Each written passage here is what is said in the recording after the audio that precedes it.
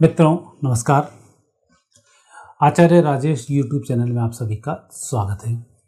आज मैं आपसे बात करूंगा श्री योगी आदित्यनाथ जी की जो जन्म कुंडली है उसके ऊपर। उनके क्या भविष्य में योग बनते हैं, क्योंकि अब लोगों को एक चिंता फिर सताने लगी है कि जिस प्रकार से योगी आदित्यनाथ जी लगातार अपराधियों पर, आतंकियों पर और जिस प्रकार से वो हमले कर रहे हैं या जिस प्रकार से उनको नस्ते-नाबूद कर रहे हैं, तो बड़ा एक विषय थोड़ा सा लगता है कि कहीं ऐसा ना हो कि उनके साथ कुछ अनैतिक हो, या हम उनके लिए क्या करें कि कैसा हो या वो बच पाएँ या उनकी उम्र लंबी हो।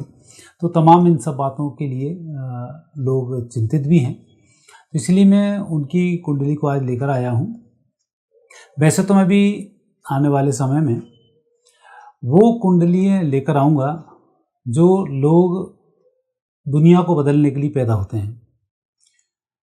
इसकी फहरिस्त तो हिंदुस्तान में बहुत लंबी है। जैसे क्रिकेट जगत में यदि कोई चैलेंज था, वो कपिल देव हैं।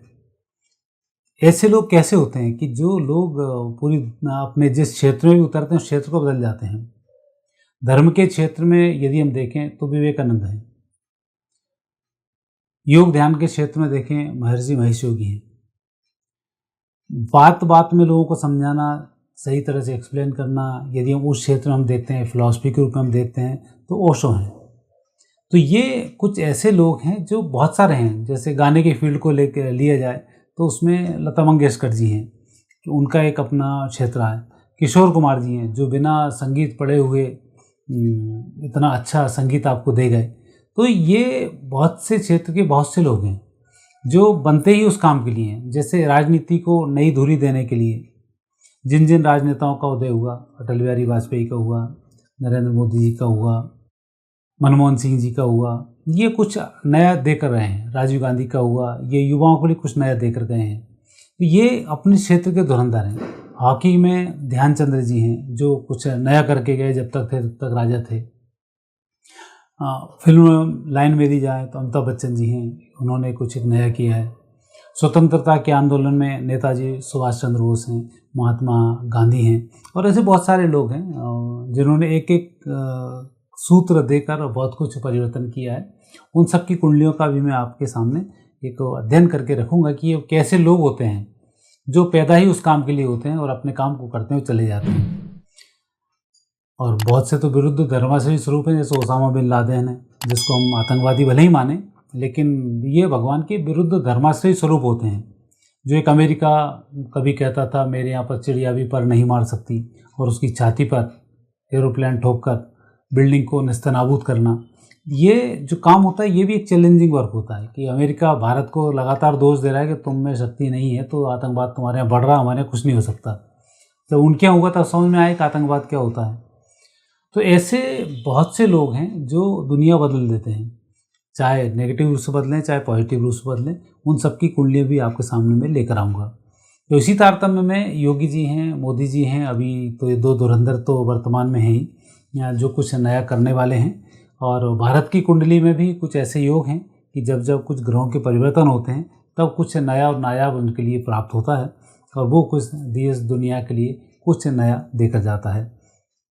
तो ऐसी ही कुंडली है योगी आदित्यनाथ जी की, जिसकी बाकी विश्लेषण तो आपको यूट्यूब वगैरह पर या उनके वेबसाइट पर जाकर देखेंगे, मिल जाएंगे। लेकिन जो अनछुए पहलू ज्योतिष के माध्यम से निकलते हैं उनकी मैं आपसे चर्चा करूंगा। तो ये जो सामने कुंडली है ये योगी आदित्यनाथ जी की है। इस कुंडली में सिंह लग्न है, गुरु पंचम भाव में विराजमान है, राहु छठे स्थान पर विराजमान है, चंद्रमा सप्तम भाव में विराजमान है, शनि और बुध दसम भाव में विराजमान है, मंगल और शुक्र एकादश भाव में है, और केतु इनका द्वादश भाव में विराजमान है। महादशा अब यदि हम देखते हैं तो 2024 से इनको महादशा है शुक्र की। 26 सितंबर 2024 से 2044 तक ये शुक्र की इनको महादशा रहेगी, और कुछ परिवर्तन इनमें होंगे, क्योंकि जब भी किसी महादशा और अंतरदशा में कुछ परिवर्तन आता है तो राजनेताओं को विशेष इसमें फलों की प्राप्ति होती है यदि दसम भाव उनका मजबूत हो तो ऐसी स्थिति में ही इंडिया की कुंडली में भी जब दसम भाव के स्वामी की अंतरदशा आती है तो परिवर्तन कुछ अच्छे होते हैं। तो उनकी भी मैं आपसे चर्चा करूंगा। तो यहाँ जो स्थिति योगी आदित्यनाथ जी की यदि हम बात करें तो केतु इनका द्वादश भाव में है, और केतु भाग्य का बढ़ाने वाला भी होता है, मोक्ष का कारक भी होता है। और ऐसे व्यक्ति को जो केतु होता है ये कहीं ना कहीं धर्म ध्वजा लेकर आगे बढ़ाता है, और जिस क्षेत्र में भी होते हैं उस क्षेत्र में ये लोग बहुत अच्छे से तरक्की कर जाते हैं। सप्तम भाव का स्वामी जब भी दसम भाव में होता है तो वैवाहिक जीवन में कहीं ना कहीं निराशा हाथ लगती है। और यहाँ सूर्य शनि एक साथ विराजमान है और चंद्रमा विराजमान है सप्तम भाव में, तो ऐसा व्यक्ति अखंड ब्रह्मचारी होता है, और निश्चित रूप से इनके ब्रह्मचर्य के योग भी हैं। और दूसरा, पंचम भाव में चलते हुए गुरु, ये संकेत है कि ऐसे व्यक्ति का पूर्व जन्म भी संन्यास का ही होता है, और ये जन्म भी आखिरी जन्म होता है और संन्यास का होता है। और ऐसी स्थिति में यदि ऐसे व्यक्ति के लिए कोई भी कंडीशन बन जाए, वो जिस क्षेत्र में भी बह जाएगा उस क्षेत्र का धुरंधर होता है, और उस क्षेत्र से संबंधित कार्यों को वह पूरे संपन्न करता है और उसके बाद आगे चला जाता है। तो ये योग महात्मा गांधी जी की कुंडली में भी हैं, सुभाष चंद्र बोस जी की में भी हैं, नरेंद्र मोदी जी के में भी हैं, योगी आदित्यनाथ जी की में भी हैं। तो ये ऐसे ग्रह योग हैं जो अपने आप को पूर्ण दर्शाते हैं, और भगवत सत्ता के ये लोग होते हैं जो अपने कार्य को संपन्न करके वापस भगवत सत्ता में विलीन हो जाते हैं। तो ऐसी ही स्थिति इसमें बन रही है। यदि हम इनके पहले से अध्ययन देखें, इनकी छात्र जीवन में भी एंट्री रही, छात्र जीवन में इन्होंने एक राजनीति का अच्छा परचम लहराया, और वैसे हम कह सकते हैं कि ग्रह योग ही योगी जी के इतने मजबूत थे कि ना चाहते हुए भी पार्टी को झुकना पड़ा और उन्हें ये पद देना पड़ा। उस समय भी ग्रहों की स्थिति थी, जब सप्तम दसम भाव के स्वामी की अंतर्दशा हो तब इसमें लाभ मिलता है। तो केतु की महादशा में, और केतु की अंतर और शुक्र की अंतर्दशा थी, उस समय में इन्होंने सीएमशिप को ज्वाइन किए, और तब से लेकर अभी तक परचम लहरा रहे हैं। और आने वाला समय तो इनका इतना अच्छा है कि 26 सितंबर 2024 से 44 तक दसम भाव की ही महादशा चलेगी, जो शुक्र की महादशा होगी। इसमें फिर कुछ परिवर्तन होंगे, और उस परिवर्तनों के बाद ये प्रधानमंत्री पद की शपथ भी लेंगे, और उसके बाद इस देश का उद्धार भी करेंगे। और जैसा हम सारे भविष्यवक्ता और कई धर्म ग्रंथ इसकी भविष्यवाणी कर चुके हैं कि भारत दुनिया का सिरमौर होगा, दुनिया पर शासन करेगा, भारतीय संस्कृति का पूरी दुनिया में परचम लहराएगा, और भारतीय संस्कृति पूरी दुनिया में अपने नए स्वरूप में होगी और नए संविधान की रचना भी होगी। और यदि हम देखते हैं कल के अवतार की बात करते हैं तो कल के अवतार भी लगभग हो चुका है, कार्य होने बाकी हैं। यदि भविष्यवाणिका का अध्ययन करते हैं तो ये सारी चीज़ें और भी बड़े क्लियर हो जाती हैं कि आने वाले समय में प्रधानमंत्री कौन बनेगा, योगी आदित्यनाथ जी कहाँ तक जाकर पहुँचेंगे, ये सारे संकेत इसमें मिल जाते हैं। और इसी तारतम्य में यदि भारत की कुंडली देखते हैं तो उस कुंडली में भी कुछ ग्रह योग ऐसे हैं जो संकेत दे रहे हैं कि आने वाले समय में योगी आदित्यनाथ जी यहाँ पर भारत की कुंडली में विराजमान होंगे प्रधानमंत्री के पद पर। और इसके बाद भारत का जो भाग्य, भारत का जो भविष्य है, पूरी दुनिया के लिए एक सरप्राइज भी होगा, और पूरी दुनिया में कुछ नए नए परिवर्तन के लिए भी होगा, और आने वाले समय में भारतीय संस्कृति का परचम भी लहरा जाएगा। उसके लिए हम देखते हैं भारत की कुंडली। वृषभ लग्न है, राहु लग्न में विराजमान है, मंगल दूसरे स्थान पर है, सूर्य शुक्र चंद्र बुध और शनि तीसरे स्थान पर हैं, गुरु छठे स्थान पर हैं, और केतु यहाँ पर सप्तम भाव में विराजमान है।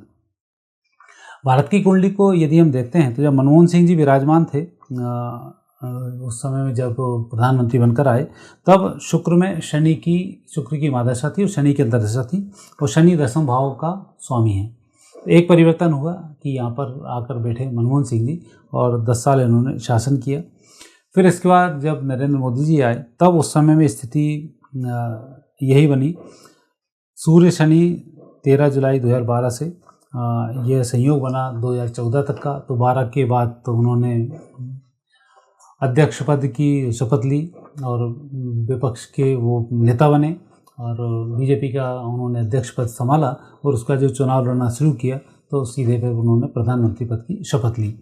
और अब आने वाले जो समय है वो समय अभी चंद्र की महादशा इस देश में चल रही है, 2025 तक रहेगी। 25 के बाद मंगल की महादशा 11 सितंबर 2025 से शुरू होगी, जो 2032 तक रहेगी, और इस बीच में 1 फरवरी 2028 से 1 मार्च 2029 तक यह रहेगी मंगल की महादशा में शनि की अंतर्दशा। ये फिर शनि का वहाँ पर परिवर्तन होगा जो दसम भाव का कारक है। तो इस समय में 1 फरवरी 28 से 11 मार्च 2029 तक फिर यहाँ नए नेता का चयन होगा, और जो नया नेता होगा वो योगी आदित्यनाथ जी होंगे। उसके पीछे कारण है कि मंगल द्वादश भाव का स्वामी है। द्वादश भाव भाग्य का मोक्ष का कारक होता है, द्वितीय स्थान पर यह विराजमान है, और शनि दसम भाव के कारक हैं।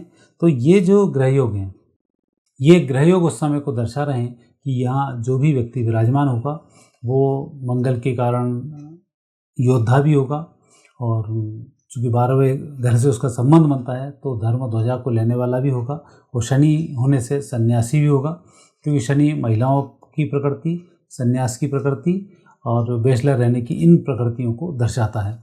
तो वहाँ पर ये स्थिति इसमें स्पष्ट दिखाई देती है। और उसी समय में यदि हम योगी जी की कुंडली का भी मिलान करते हैं तो वह समय भी 2028 के बाद शुक्र में सूर्य के अंदर दशा हुई। शुक्र उनके दसम भाव के कारक हैं और सूर्य उनके लग्न के कारक हैं। जब लग्न का कारक हो दसम भाव में विराजमान है, और ऐसे समय में निश्चित रूप से जिस काम के लिए बने हैं उस कार्य का बड़ा पद उसको प्राप्त होता है। और योगी जी का वह एक बहुत अच्छा समय होगा जब वह पूरे देश का और दुनिया का प्रतिनिधित्व करने की स्थिति में होंगे, और तब तक कल की भगवान भी अपनी सत्ता को पूरी फैला चुके होंगे। और या तो सत्ता हस्तांतरण योगी जी के द्वारा भगवान कल्कि अवतार को होगी, और या भगवान कल्कि का ही इनको आशीर्वाद प्राप्त होगा, और नई सत्ता, नए संगठन, नया नियम, नए कानून, ये सारी चीज़ें, नया गणतंत्र, सब कुछ नया हो जाएगा 2032 से 37 के अंदर। और वो सब स्थिति जो बन रही है वह योगी जी की कुंडली के अनुरूप ही इसमें दिखाई देती है। तो मित्रों, ये वीडियो मैंने इसलिए भी बताया कि अभी कई बार भ्रम की स्थिति बन जाती है, और जैसा अभी सदियों से होता चला है कि लगातार जब भी कोई हिंदूवादी व्यक्ति, जब भी कोई व्यक्ति आगे बढ़ता है, कहीं उसकी हत्या कर दी जाती है, या एक विधर्मी ताकतें लगातार उसके पीछे पड़ जाती हैं, उसको परेशान कर देती हैं। तो ऐसा नहीं है कि जब प्रभु सत्ता संभालते हैं तब उनके लोगों की रक्षा प्रभु खुद करना शुरू कर देते हैं, और उनका बाल बांका भी नहीं होता है। और फिर भारत में तो ऐसा होता चला है कि यहाँ पर जब प्रभु सत्ता संभालते हैं या प्रभु का आशीर्वाद होता है तो वो लगातार लोग आगे बढ़ते रहते हैं। तो ये स्थिति योगी आदित्यनाथ जी के साथ भी है। प्रभु का आशीर्वाद उनके साथ में है। निश्चित रूप से आने वाले समय में देश की बागडोर भी संभालेंगे, सुरक्षित भी रहेंगे, देश को भी सुरक्षित करेंगे, और देश में नया संविधान लागू भी वह करेंगे। तो अब जैसे जैसे समय आ रहा है, हिंदुत्व की संस्कृति, सनातन संस्कृति का अब समय है, और ये समय निश्चित रूप से आने वाले समय में भारत की धर्म ध्वजा को फहराएगा, और उसमें योगी जी भी एक कड़ी निश्चित रूप से होंगे। यह था मेरा जो श्री योगी आदित्यनाथ जी की कुंडली को लेकर विश्लेषण। आपको कैसा लगा कमेंट्स बॉक्स में कमेंट्स अवश्य करें। आने वाले समय में आप क्या देखना चाहते हैं ये भी हमें कमेंट्स बॉक्स में कमेंट्स करके लिख सकते हैं।